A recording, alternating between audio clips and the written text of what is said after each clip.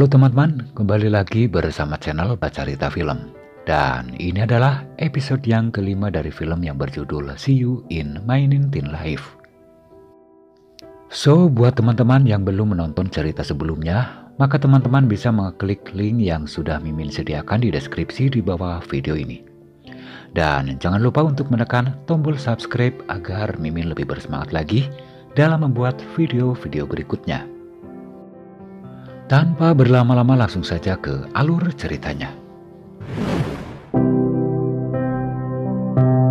Di cerita sebelumnya ketika Syuha dalam perjalanan pulang, dirinya melihat Ban Ji-eum sedang dikejar oleh seorang pria. Dan itu membuat dirinya penasaran. Dan ternyata pria tersebut mengaku sebagai kakaknya Ban Ji-eum. Saat itu dirinya tengah memaksa Ban Ji-eum agar memberi sejumlah uang padanya. Karena diduga pria yang mengaku kakaknya Ban Ji-eum sedang terlilit hutang. Namun saat itu dirinya merasa gagal setelah hadirnya Syuha yang berusaha mencegahnya. Setelah pria tersebut pergi, Ban Ji-eum bingung menjelaskan perihal pria tersebut pada Syuha. Karena Ban Ji-eum sudah 19 kali reinkarnasi menjadi orang yang berbeda di setiap hidupnya. Maka bagi Ban Ji-eum akan sulit menjelaskan pada Syuha. Dan untuk saat ini Ban Ji-eum pura-pura mengaku bila dia adalah kakaknya, meski bukan. Maka dengan ini akhirnya Syuha tidak lagi banyak bertanya, karena perselisihan antar saudara itu adalah hal yang wajar. Akhirnya Syuha pun mengajak Ban Ji-eum untuk minum-minum di sebuah kafe yang tidak jauh dari tempat itu. Di sini Syuha kembali bertanya perihal pria sebelumnya agar Ban Ji-eum menceritakan semuanya. Maka dirinya siap menjadi pendengar setia. Namun Ban Ji-eum menolak, tidak ingin Syuha menjadi pendengar setia, melainkan harus menjadi kekasih setia, sambil bercanda. Namun bagi Syuha, dirinya merasa heran mengapa di setiap pertemuan selalu berkata demikian, yakni menuntut dirinya agar menjadi kekasihnya. Maka dengan ini akhirnya Syuha pun mengadakan challenge. Bila Ban Ji-eum bisa mengalahkan dirinya minum, maka dirinya akan mau mengikuti semua perkataan Ban Ji-eum, termasuk untuk menjadi kekasihnya. Dengan ini tentu saja Ban Ji-eum tidak menolak, karena dirinya sudah sangat terbiasa dengan minuman jenis apapun. Karena itu telah dirinya mulai ketika kehidupannya yang keempat. Karena dirinya pernah terlahir sebagai seorang pria yang berkewarganegaraan Arab. Maka dengan minuman yang berada di Korea, jelas tidak ada apa-apanya menurut Ban Ji-eum. Maka dengan minuman sebanyak ini, hanya Syuha saja yang tidak berdaya dan tidak berpengaruh pada Ban Ji-eum. Akhirnya sepulangnya mereka, bahkan Syuha hampir tidak bisa melangkahkan kakinya. Akhirnya Ban Ji-eum mengajak untuk beristirahat sejenak. Bahkan di setiap perilaku Ban Ji-eum selalu saja mengingatkan masa lalu Syuha, seolah hal tersebut pernah dirinya lalui dan mengingatkan pada seseorang di masa kecilnya. Namun karena Ban Ji-eum belum ingin mengakuinya, saat itu hanya berkata bila Syuha hanya terlalu banyak minum. Dan benar saja, akhirnya Syuha tak lagi berdaya karena terlalu banyak minum. Sementara itu di tempat lain, Do-yun sedang bersama ayahnya Syuha, yakni sedang membicarakan kedekatan Syuha dengan Ban Ji-eum, seperti halnya saat ini. Meskipun Do-yun berkata bila itu akan baik-baik saja, namun ayahnya Syuha terlalu khawatir, terlebih Ban Ji-eum tidak jelas asal-usulnya.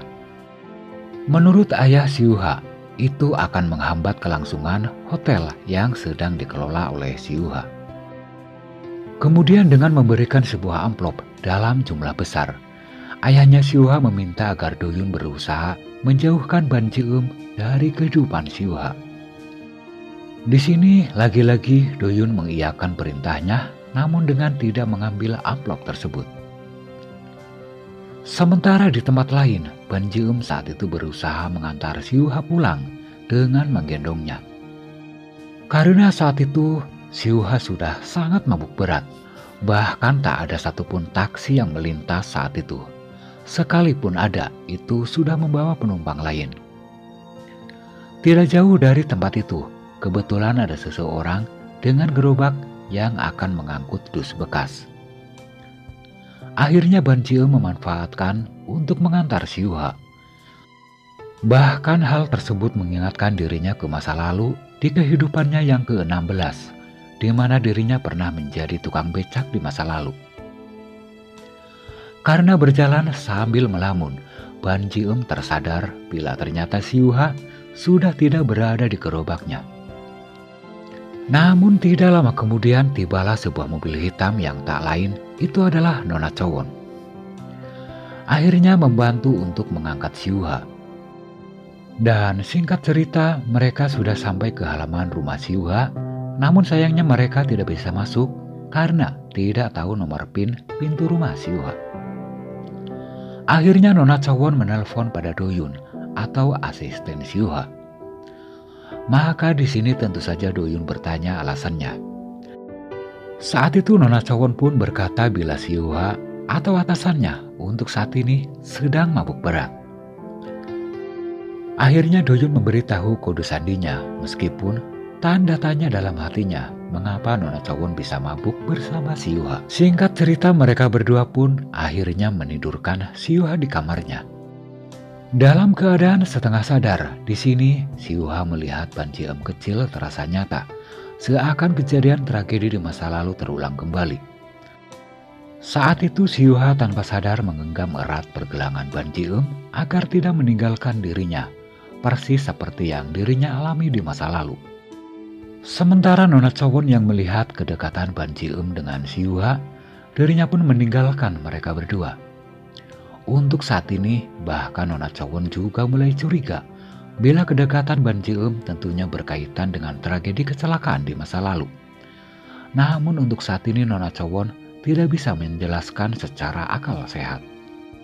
Kemudian di keesokan harinya, tepatnya di sebuah lampu merah, ketika Ban Ji Eum hendak menyeberang jalan, terlihat seorang wanita asing yang tampak mengenali Ban Ji Eum.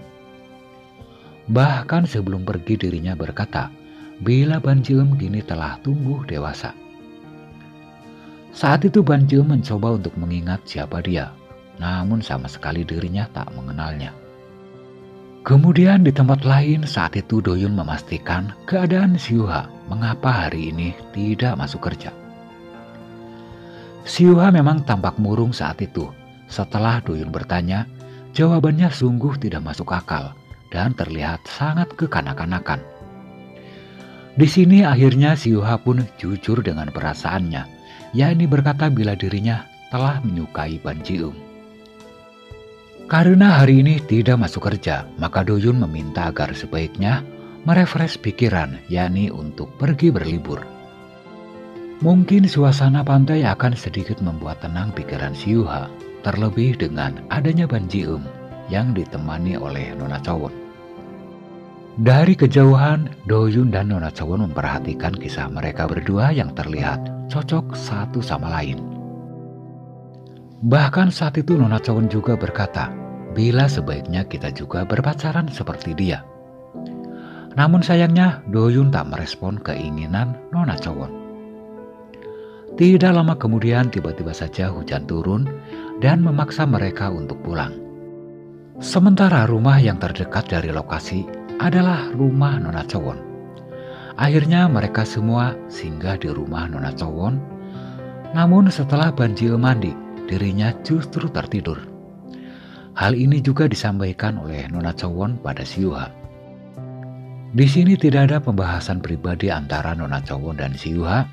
Namun bagi Doyun yang melihat momen ini, dirinya pun menganggap berbeda perihal kedekatan si Yuha dengan Nona Chowon.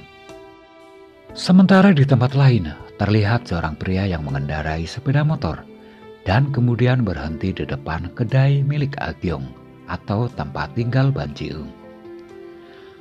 Saat itu di dalam rumah, Agyong tengah bersih-bersih.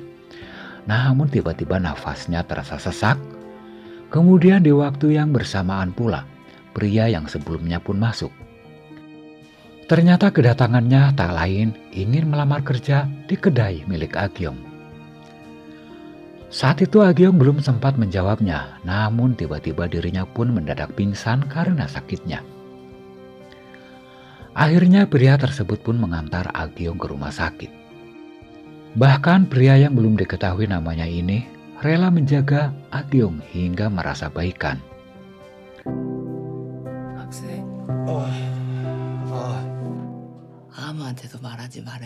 Sementara Ban Ji-eum saat itu terbangun di rumah Nona Chowon dan mengingatkan dirinya di masa kecil yang juga bermain di tempat itu.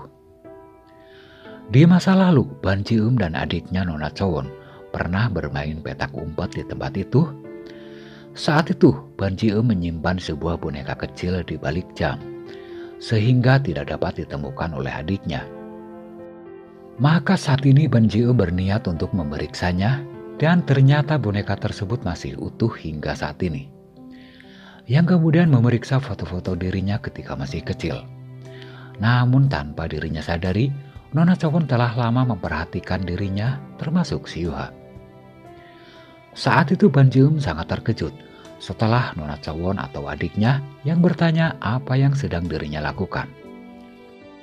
Awalnya Ban Ji-eum berbohong, berpura-pura dirinya sedang mencari ikat rambut.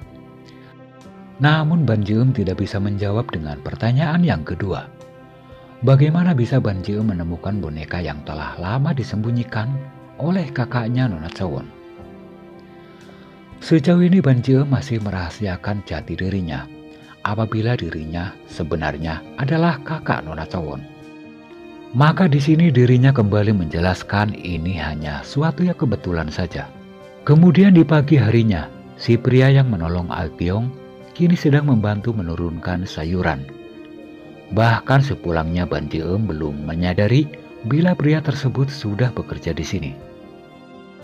Di waktu yang bersamaan, sesampainya di dalam, si pria tersebut kemudian memperkenalkan diri bila dirinya bernama Min Ki, baru hari ini bekerja. Saat itu Ban Ji-eum sangat tidak yakin bila Min Ki benar-benar ingin bekerja di sini, yang tentunya pasti ada alasan lain. Sementara di tempat lain, di sebuah apartemen, beberapa pria terlihat sangat marah, yang ternyata mereka adalah rentenir yang menagih hutang pada nasabahnya. Ternyata pria yang ditagih ini mengaku sebagai kakaknya Ban Ji-eum. Dirinya juga berkata bila Ban Ji-eum bisa melunasi hutang-hutangnya, namun melalui pacarnya, yakni si Yuha. Akhirnya mereka pun sepakat untuk menemui si Yuha di Grand Hotel. Saat itu kebetulan si Yuha yang sedang menelpon seseorang, tiba-tiba rombongan rentenir tersebut datang. Di sini pria yang mengaku sebagai kakaknya Ban Ji-eum berkata bila dirinya sangat butuh uang. Bahkan tidak lama kemudian Ban Ji-eum juga mendapat sebuah pesan bila dirinya harap ke tempat tersebut. Saat itu Ban Ji-eum pun segera menuju ke tempat itu sambil berlari. Sementara si Yuha saat itu yang sendirian, dirinya bersikeras tidak ingin terlibat. Namun mereka semua tetap memaksa, bahkan sempat terjadi baku hantam, hingga tibalah seseorang yang berniat membantu si Yuha, dan dia adalah adiknya si Yuha. Sebelum baku hantam terjadi untuk yang kedua kalinya, tiba-tiba suara sirine terdengar, yang akhirnya mereka pun semua berlari. Dan ternyata itu hanyalah sebuah speaker alarm yang dibawa oleh Ban Ji-eum. Singkat cerita, di keesokan harinya, Nona Chowon mengajak bertemu dengan Ban Ji-eum, yakni membahas siapa sebenarnya Ban Ji-eum. Mengapa semua perilakunya mirip dengan kakaknya yang telah tiada. Di sini Ban Ji-eum sebenarnya tidak ingin atau merasa belum ingin diketahui identitasnya. Namun karena tidak tega bila harus membohongi adiknya, akhirnya Ban Ji-eum berterus terang apabila dirinya adalah kakak kandungnya selama ini. Sebelum Mimin pamit, Mimin kembali mau mengingatkan khususnya buat teman-teman yang belum menekan tombol subscribe, agar menekannya terlebih dahulu biar Mimin lebih bersemangat lagi dalam membuat video-video berikutnya. Dan sampai jumpa, sampai bertemu kembali di review film berikutnya.